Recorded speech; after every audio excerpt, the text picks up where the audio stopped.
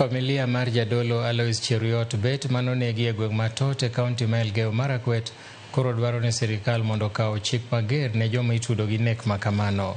Kane giwuoyo e gweng' ma Cheplasgai e kaunti ma Nandi, jonyuol mag Alois wacho ni ne ging'eye kaka jakony margi e familia kod oganda kendo tho ne owegi gi buok maduong'. Kata kamano, jotelo mane ochopo e kuyo kodgi dwaro ni jotelo ahinya to mago mag siasa mondo weketo weche mag siasa e nonro mar tho mar jadolo no.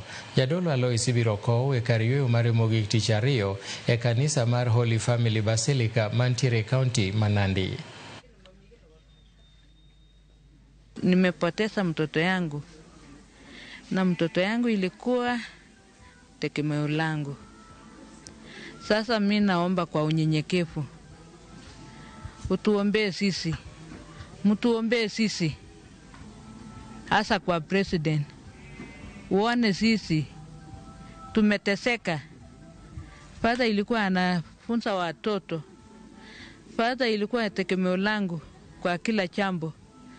Sasa nitafanyaje? Tungependa sana kuomba serikali ichukue hatua na hao walioshiriki katika mauaji ya padri washikwe, wakamatwe na serikali ichukulie hatua. Tukio hili hapa limeleta shida mingi sana. Limetustua sisi wote, kanisa na pia na serikali. Na Alois alikuwa ni mtumishi wa Mungu. Yeye hakuwa askari, hakuwa na silaha, na alienda huko kulitangaza neno lake Mwenyezi Mungu.